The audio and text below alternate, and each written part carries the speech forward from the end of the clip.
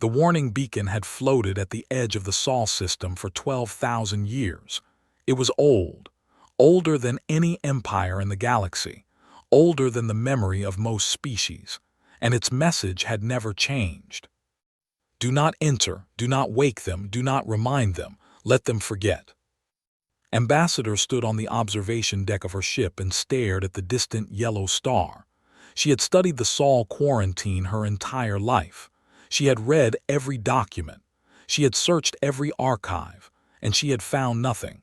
No explanation, no reason, just the warning repeated in every language known to the galactic conquered. The progenitors had left it there. The first, the ancient ones who had spread civilization across 1 billion worlds before disappearing into legend. They had feared nothing. They had conquered everything. And yet they had placed a barrier around this small, unremarkable star system and told the entire galaxy to stay away. Scales shifted color as she thought about it. Her species, showed their emotions through their skin. Right now she was showing fear. She did not try to hide it. Ambassador, said her assistant, a young named, the council is ready for your report. Turned away from the window. The council chamber was filled with representatives from 100 species. They had come from across the galaxy to discuss the crisis. The warning beacon was failing. A rogue asteroid had struck it 3 cycles ago, and now the ancient machine was dying. Soon, the quarantine field would collapse. Soon, the Sol system would be open. We must act quickly, said High Speaker, a massive creature covered in thick armor plates.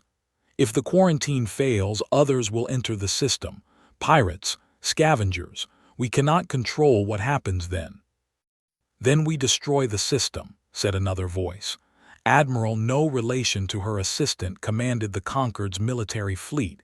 He was old and he had no patience for discussion. We burn the star. We end the threat. What threat? Asked. The chamber fell silent. She walked to the center of the room, her scales now showing determination. I have spent 40 years studying Sol 3. The species there calls itself human. They are primitive. They discovered nuclear energy only 200 years ago. They have no faster-than-light travel. They have no psionic abilities. They cannot even leave their own planet in large numbers. She activated a display. Images appeared in the air. Humans. Small, soft creatures with no natural weapons, no armor, no claws or fangs or venom. They wore artificial coverings to protect their fragile skin. They needed machines to survive in space. They were, by any measure, one of the weakest intelligent species in the galaxy. These are the creatures the progenitors feared, asked. These are the monsters we should destroy. Admiral leaned forward. The progenitors were not fools. They knew something we do not. That is reason enough. Or perhaps they made a mistake, said. Perhaps they were wrong. We have spent 12,000 years avoiding a harmless species because of an ancient warning we do not understand. The debate continued for hours, argued for contact. The Admiral argued for destruction. In the end, the Council chose a middle path. They would send a diplomatic mission. They would make contact with humanity. They would learn why the progenitors had been so afraid. And would lead the mission. She chose a small fleet, 3 ships, enough to show strength but not enough to frighten. She selected her crew carefully, scientists, linguists, historians.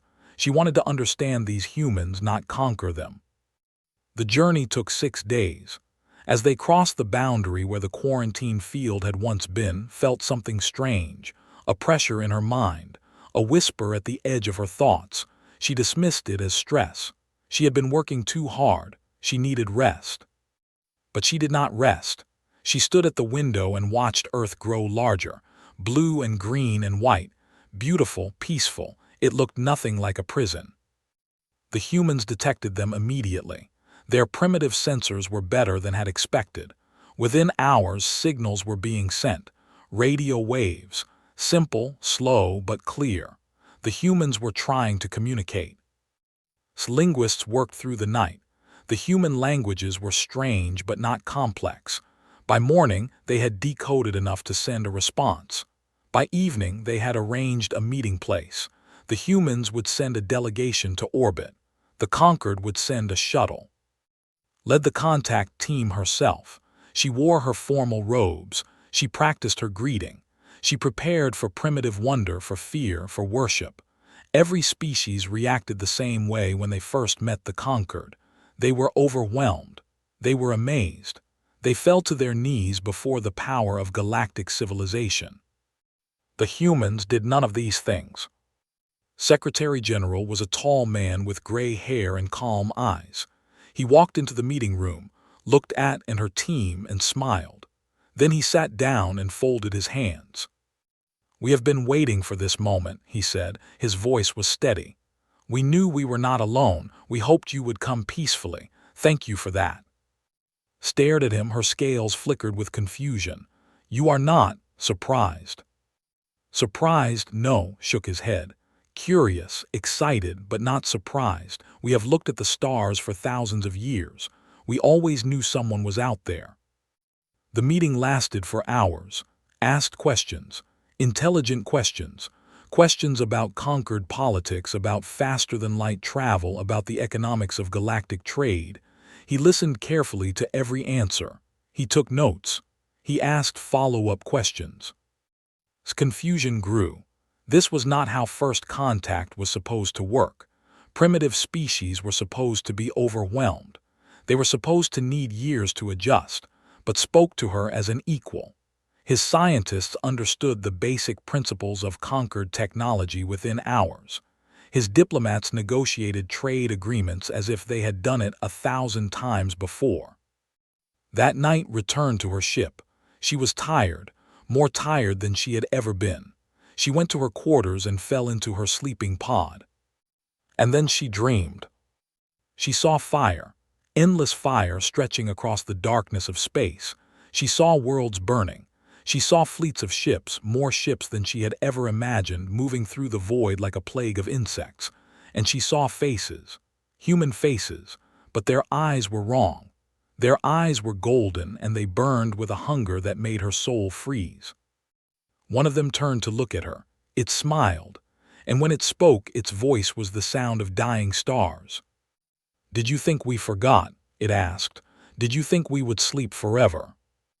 Woke screaming. Her hearts were pounding. Her scales had turned pure white with terror.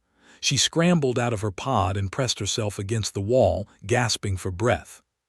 Someone knocked on her door. She opened it with shaking hands. Doctor stood in the corridor. She was one of the human scientists, assigned as a liaison to the Conquered team. She was small and quiet and had seemed completely unremarkable. But now her eyes were serious, knowing, ancient. "You saw it, didn't you?" asked softly. "The thing we locked away." Could not speak, she could only stare. Nodded slowly. "We need to talk, Ambassador. There are things about humanity that even we did not know, but we are beginning to remember." She paused. "And so, I think, are you." Did not sleep again that night. She sat in the observation room with Doctor and listened to things that made no sense, things that frightened her more than the dream. "We have always known something was wrong with us," said. She held a cup of hot liquid the humans called tea. Her hands were steady, but her voice was not. "Our history is full of holes. Our oldest stories speak of times before time, of wars in the heavens, of fire that burned across the sky." "Stories," said. "Every species has myths." "Yes, but our myths are different." Looked at her. "Every intelligent species in the galaxy has ancestral memory, genetic echoes of the past. Your people remember their ancient history because it is written in your blood. You do not need books or records, you simply know." Nodded. This was true.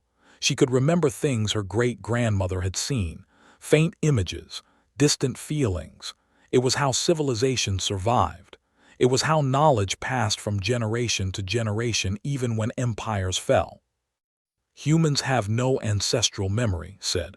"When we die, everything we knew dies with us. Our children must learn everything again from the beginning. We must write everything down or it is lost forever." "I know this," said. "It is one of the reasons you were considered primitive. Your species forgets too much. Smiled, but it was not a happy smile. What if we do not forget because we are primitive? What if we forget because we were made to forget? Felt cold, her scales turned pale blue. What do you mean? 6 months ago, a team of researchers found something in Antarctica, the frozen continent at the bottom of our world. Set down her cup. They found a structure, old, older than humanity, older than the dinosaurs, older than almost anything on Earth. How old? 65 million years. Said nothing. That was impossible. Humans had existed for perhaps 300,000 years. Their civilization was only 10,000 years old. Nothing human could be 65 million years old. The structure was buried under 3 kilometers of ice, continued. It was made of materials we could not identify. It was sealed with locks we could not open. We kept it secret. We were afraid of what we might find inside. But now you have opened it. No, shook her head. It opened itself. 3 days before your fleet arrived, the locks simply released, as if they had been waiting. Stood up, she walked to the window and looked down at Earth. The blue planet hung in the darkness, beautiful and innocent. But now she saw it differently. Now she saw it as a cage. What was inside? She asked. Bodies, said. Human bodies. Millions of them, maybe billions. We do not know how deep the structure goes. Each body is in a preservation pod. Each pod is still functioning. They are not dead, Ambassador. They are sleeping. Hearts beat faster. That is impossible. Your species did not exist 65 million years ago. That is what we thought, but the DNA is identical. These are humans. Or rather, we are them, copies, descendants. We do not know. Stood and joined her at the window. But there is more. There are records, writings on the walls. We have only translated a small amount, but what we have found. She stopped, her voice broke. What did you find? Asked. A confession, wiped her eyes. A list of crimes, species we destroyed, worlds we burned, empires we crushed. The records go back billions of years, Ambassador, billions. We were not just one species among many. We were the first, the original, and we were monsters. Felt the floor tilt beneath her. She grabbed the wall for support. Her mind refused to accept what she was hearing. Humans were primitive, weak. They could barely leave their own planet. They could not be what was describing. But the dream came back to her. The golden eyes, the burning worlds, the voice of dying stars. The progenitors, she whispered. They did not create galactic civilization. They inherited it. Yes, nodded. They were the survivors, the species that rose from the ashes after humanity's empire collapsed. They found us sleeping. They found our tombs and our records, and they were terrified. So they imprisoned you. They could not kill us. Our technology was too advanced. Our preservation pods could not be destroyed, so they did the only thing they could, turn to face her. They put us on a dead-end planet. They wiped our memories. They devolved our technology. They gave us new bodies with no ancestral memory. And they set up the quarantine, hoping we would never remember what we truly were. Sat down heavily. Her scales had turned gray. She felt sick. She felt like her entire understanding of the universe had been pulled out from under her. Why are you telling me this? She asked.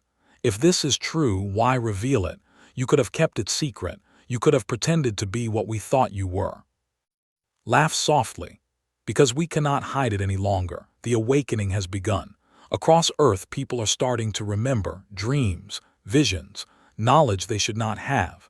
A child in India drew a perfect blueprint for a faster-than-light engine yesterday. She is 7 years old. She has never seen the equations, but she remembered them. Remembered them from when? From before, from the time when we ruled the galaxy. Looked at her hands. I have been dreaming too, every night for the past week. I dream of standing on the bridge of a warship. I dream of giving orders to destroy entire systems. I dream of a hunger that could never be satisfied. Felt fear, but she also felt something else, curiosity. You said the records were a confession. That means someone felt guilt. Someone chose to stop. Yes, nodded. The records say that we destroyed ourselves, a civil war. Some of us wanted to continue the conquest, others wanted to stop. The war lasted for 1,000,000 years. It burned out most of the galaxy. In the end, both sides were exhausted, both sides were dying, and the survivors chose to sleep, to forget, to give up everything we had been and become something new. Something human. Yes, something mortal, something small. Something that could learn and grow and maybe someday become worthy of the stars again. Met her eyes. That is why I am telling you the truth, Ambassador, because we have a choice now. The sleepers are waking. The old memories are returning. We will become what we were, or we will become something better, and we want your help to make the right choice. Stared at her for a long moment. Then she asked the question that mattered most. What happens if you make the wrong choice? Did not answer, she did not need to. They both knew what the wrong choice would mean. Fire across the galaxy, worlds burning, species dying. The monsters would return. Stood up, her scales slowly shifted back to their normal color. She was still afraid, but she was also determined. I must inform the conquered, she said. They will want to destroy you. They will say it is the only safe option. Probably, agreed. I will argue against them. I will tell them what you have told me. I will ask them to give humanity a chance. Thank you. Do not thank me yet. Walk to the door.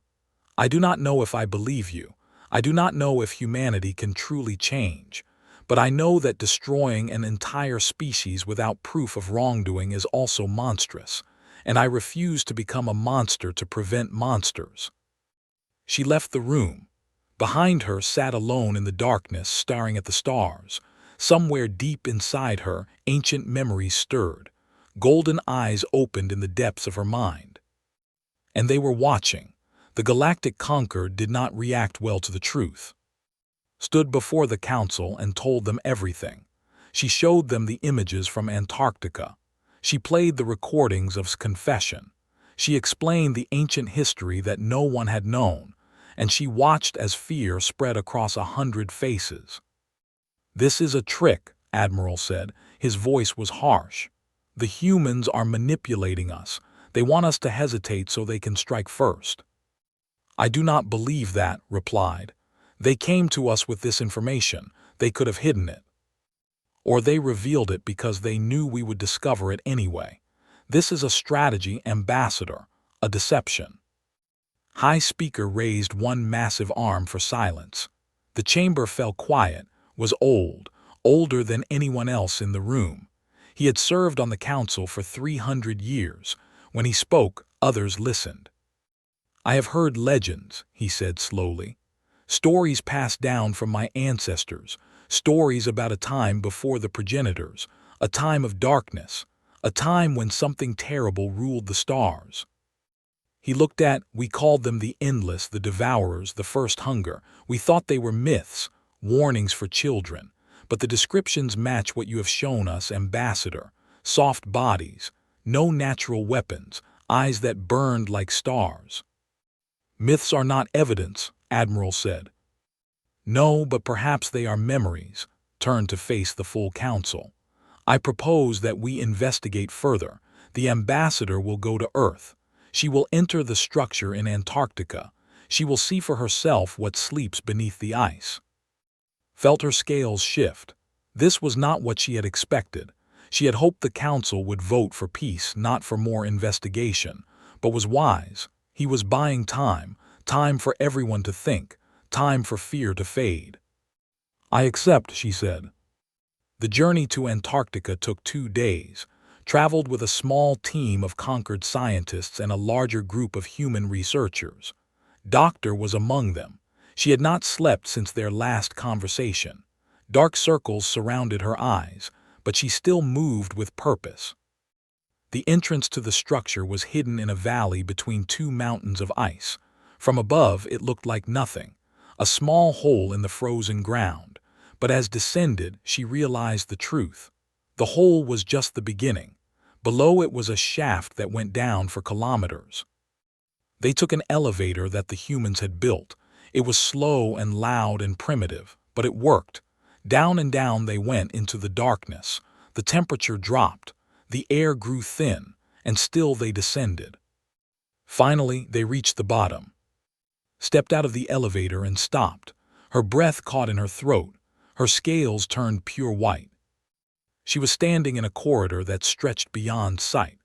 The walls were made of a dark metal that seemed to absorb light, and lining both walls, stacked from floor to ceiling, were pods, millions of pods. Each one contained a human body, frozen in perfect preservation. "How many?" she whispered. "We do not know," said. "We have explored less than 1% of the structure. Our estimates suggest there could be 10 billion sleepers, maybe more." 10 billion. The number was staggering. It was more than the current population of Earth, more than the population of most galactic civilizations. They walked through the corridor in silence, looked at the faces in the pods. They looked peaceful, sleeping, but she could not forget what they were, what they had been. Each of these bodies had once commanded fleets, had burned worlds, had destroyed species without mercy. And now they were waking up. After an hour, they reached the central chamber. It was vast, a dome of dark metal that rose hundreds of meters above their heads, and covering every surface were words, symbols, images. The confession. Human translators had been working on it for weeks. They had decoded only a fraction, but what they had found was enough. "This section lists the species we destroyed," said. She pointed to a wall covered in symbols. "We have identified some of them. She paused. The proto." Felt her blood turn cold. The proto, her ancestors, the original form of her species before they evolved into what they were today. "We did not just conquer them," continued. "We absorbed them. We took their technology, their knowledge, their genetic material, and then we erased them from existence." Walked to the wall. She touched the symbols that represented her ancestors.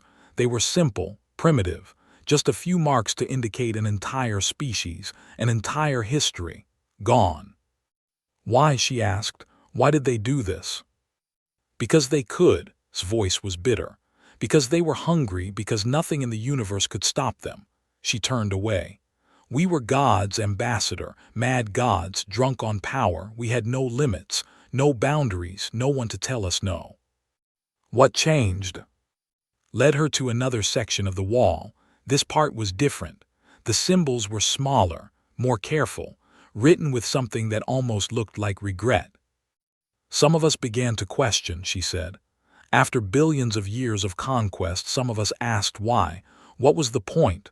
What were we trying to achieve? We had everything, we owned everything, and yet we were empty." The Civil War. Yes, the endless divided into two factions, those who wanted to continue forever, and those who wanted to stop, to rest, to become something else. Pointed to a section showing conflict, ships against ships, worlds burning. The war lasted 1,000,000 years. It destroyed 90% of the galaxy. When it was over, both sides were dying. And the survivors chose to sleep. They chose to forget. They believed that the only way to break the cycle was to start over, to become mortal, to experience death and loss and suffering, to learn what it meant to be small. Looked at her with tears in her eyes. They hoped that if they ever woke up, they would be different, better, worthy of the power they had been given. Stood in silence for a long moment. She looked at the walls, the confession, the list of sins that stretched back to the beginning of time. Then she asked the question that had been growing in her mind. "Are you different?" Did not answer immediately. She looked at her hands, hands that had once commanded the destruction of worlds, hands that now shook with uncertainty. "I do not know," she said finally. "I remember fragments, moments. I remember the hunger, the pride, the absolute certainty that we were right to do whatever we wanted." She clenched her fists. "But I also remember why we stopped. I remember the emptiness, the loneliness, the terrible weight of eternity." She looked up. Her eyes were wet, but her voice was firm. We have lived as mortals for 10,000 years. We have built civilizations that rose and fell. We have known love and loss. We have created art and music and stories. We have become human. She smiled sadly. I do not know if that is enough, but I know that I do not want to be what I was. I want to be something new, something better. Looked at her for a long time, then she nodded. I will tell the council what I have seen. I will tell them that humanity deserves a chance. And if they refuse? Turned and walked back toward the elevator. Behind her, the sleepers waited in their pods, billions of ancient monsters slowly waking. Then we will find another way, she said, because I refuse to believe that the universe is doomed to repeat its mistakes forever. But as they rose back toward the surface, felt the fear growing in her chest. The awakening was accelerating. Soon, humanity would remember everything, and then the choice would be made. One way or another, the galaxy would never be the same. The awakening spread like fire across Earth. In Tokyo, a businessman collapsed in the middle of a meeting. When he woke, he spoke a language that had not been heard in 60 million years. He drew diagrams for weapons that could crack planets open like eggs. In Cairo, a mother looked at her newborn child and saw golden light flickering in the baby's eyes. She did not scream. Somehow, she understood. She remembered. In New York, a homeless man stood up from his cardboard shelter and walked into the United Nations building. Security tried to stop him. He waved his hand, and their weapons turned to dust. He walked into the General Assembly and stood before the gathered leaders of the world.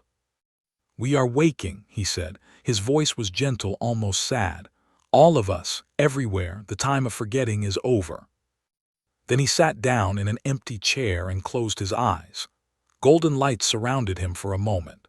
And then he was just an old homeless man again, confused and frightened, with no memory of what he had just done. Secretary General watched the footage from his office.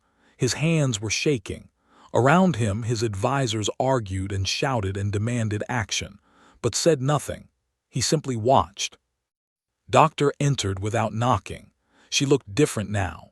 Older somehow, even though only 2 weeks had passed since their first meeting with the Conquered. There were streaks of white in her black hair that had not been there before. It is happening faster than we expected, she said. The pods in Antarctica are opening, not all at once but steadily. 100 yesterday, 1,000 today. By next week it could be millions. Can we stop it? No, sat down across from him. This was always meant to happen. The sleep was temporary, a rest between chapters. We were never supposed to forget forever. Leaned back in his chair. What happens when everyone remembers?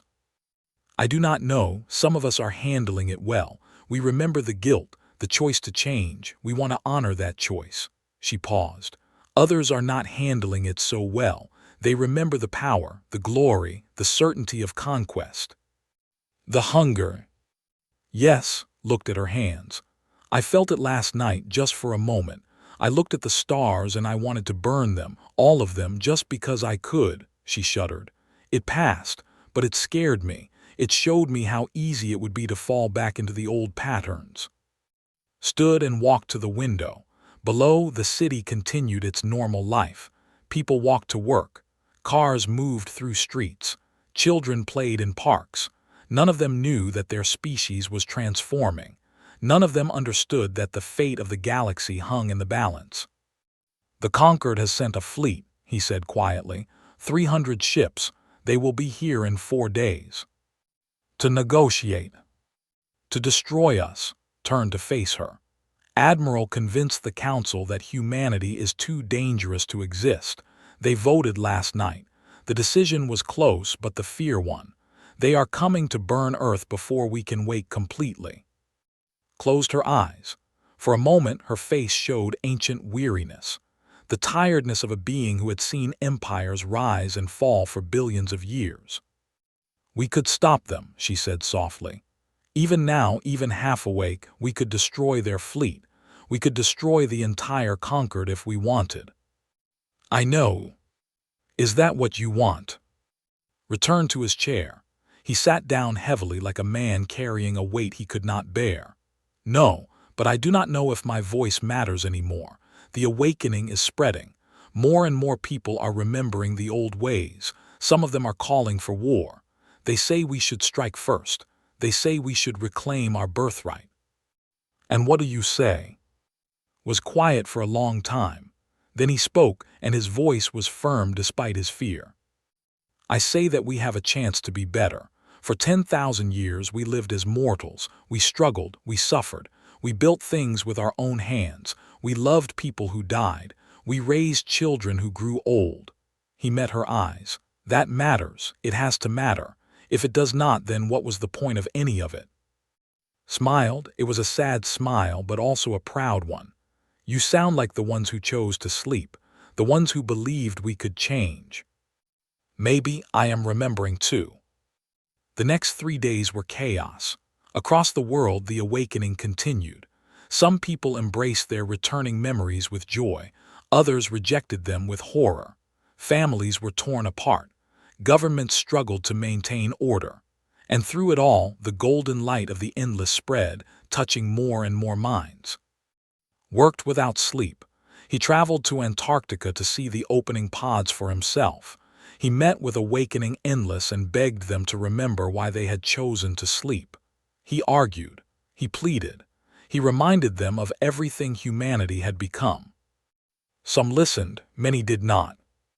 On the final day before the conquered fleet arrived, stood before the United Nations.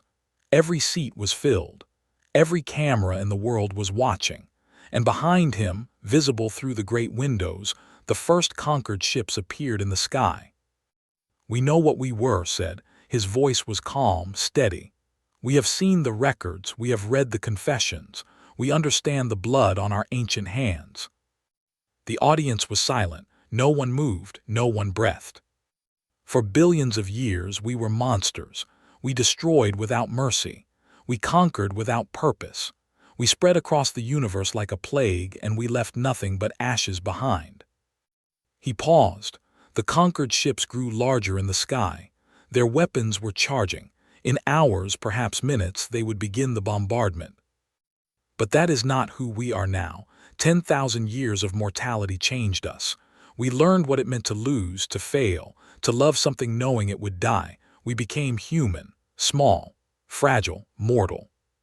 Stepped closer to the microphones. His eyes were bright with tears, but his voice did not waver. The conquered is here to destroy us. They believe we cannot change. They believe the monsters will always return. He shook his head.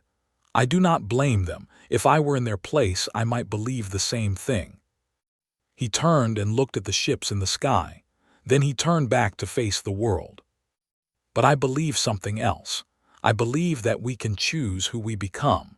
I believe that the endless who chose to sleep did so for a reason. They wanted us to be better. They gave us 10,000 years of humanity so that when we woke, we would remember what truly matters.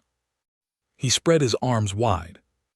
So this is my message to Earth, to the awakening, to every human being alive today. We have a choice. We can reclaim our old power. We can destroy the conquered fleet with a thought. We can spread across the galaxy and take back everything we lost. His voice dropped to a whisper that somehow carried to every ear. Or we can prove that we are worthy of a second chance. We can face our executioners with open hands. We can show them that the monsters are truly gone. He bowed his head. I have made my choice. I choose to be human. I choose to be better. And I pray with all my heart that you will choose the same. The world watched. The world waited. And in the sky, the conquered weapons began to glow. The moment of truth had arrived. Admiral stood on the command bridge of the conquered flagship and watched Earth turn slowly below. 300 warships surrounded the blue planet. Their weapons were fully charged. In his hand, he held the device that would begin the bombardment. All ships report ready, his second officer said, awaiting your command. had commanded fleets for 200 years. He had fought in a dozen wars.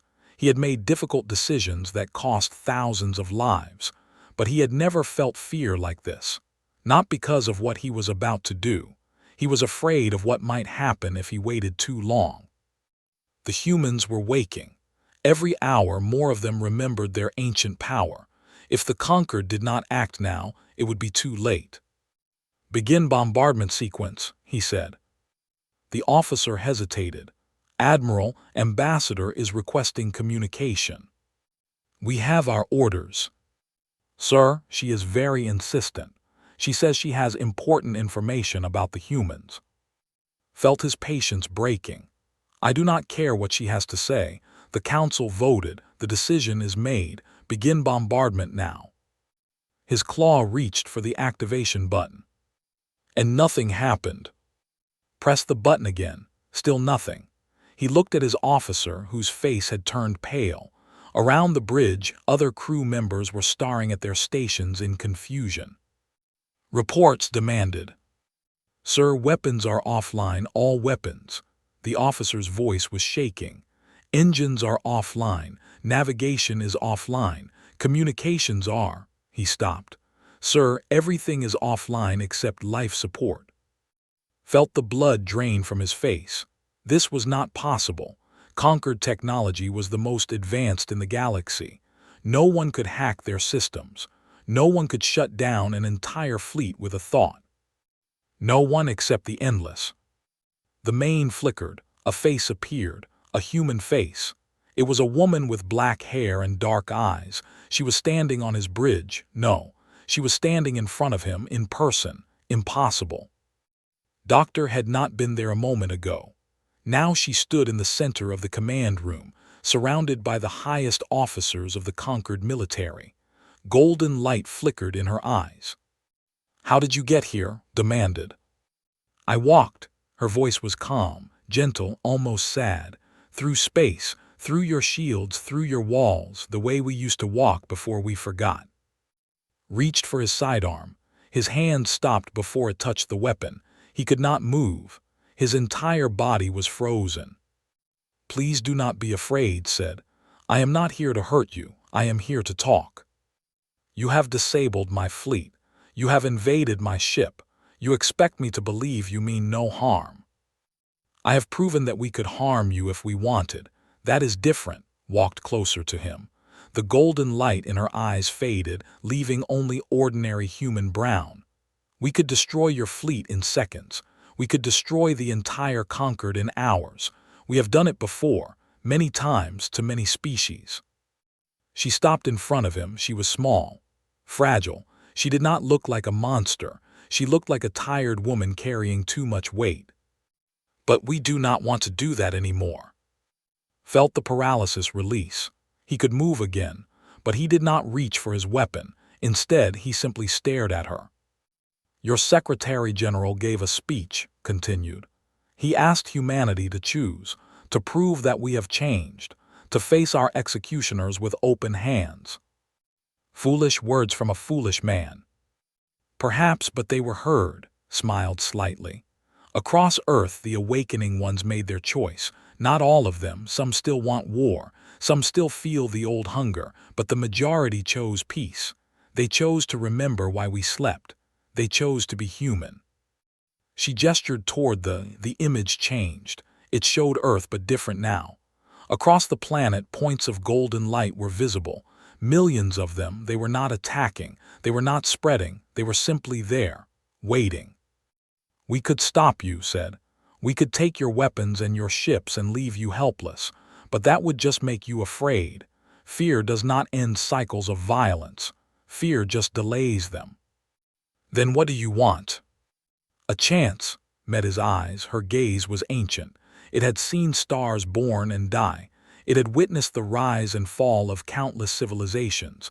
But it was also tired, wounded, hopeful.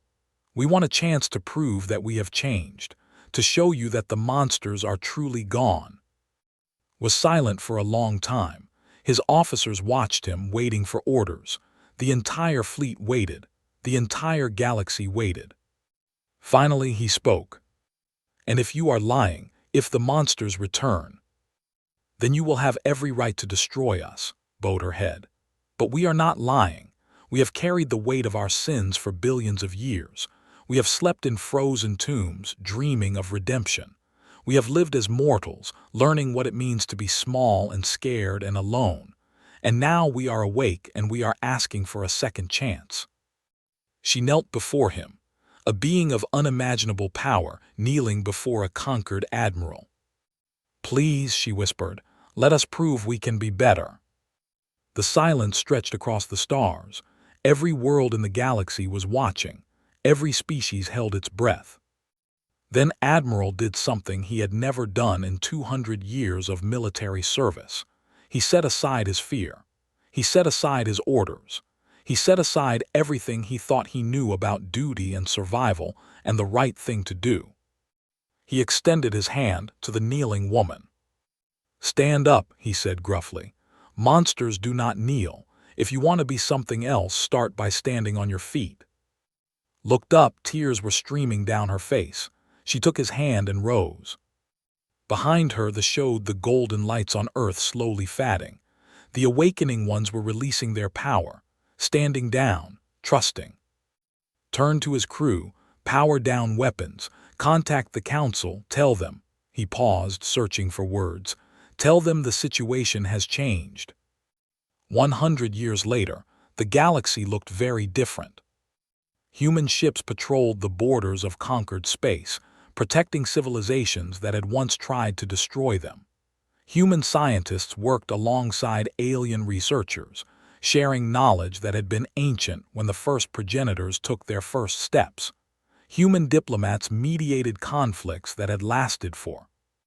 And on Earth, in a garden that had once been a battlefield, an old woman sat with her human. Had lived longer than any of her species should. Human medicine, human technology, human friendship had extended her life far beyond its natural span. She was ancient now, tired, ready to rest. But first, she had a story to tell. "Were the humans really monsters once?" asked the youngest child. Looked at the sunset. It painted the sky in colors of gold and red, beautiful, peaceful, a new day ending, a new night beginning. "Once," she said softly, "long ago, before memory, before history, before time itself, they were the most terrible thing in the universe. They burned stars, they devoured worlds, they left nothing but emptiness in their wake." She reached out and took the child's small hand in her wrinkled claw. "But then they chose to be something else. They gave up their power, they embraced mortality. They learned what it meant to love and to lose and to grow old." She smiled. "They became human, and that choice, little one, was the bravest thing anyone has ever done." The child looked up at her with wide eyes. "Is that why they protect us now? Because they feel bad about what they did before?" Laughed softly. "Partly, but mostly they protect us because that is who they are now. The monsters are gone, only humans remain." She looked up at the evening sky, where distant stars were beginning to appear. Somewhere out there, human ships stood guard. Somewhere out there, ancient beings who had once destroyed galaxies now dedicated themselves to protecting them. And that, little one, is the most human thing of all. The ability to change, to grow, to become better than what we were. She closed her eyes and listened to the children playing around her. The monsters were gone, and something wonderful had taken their place.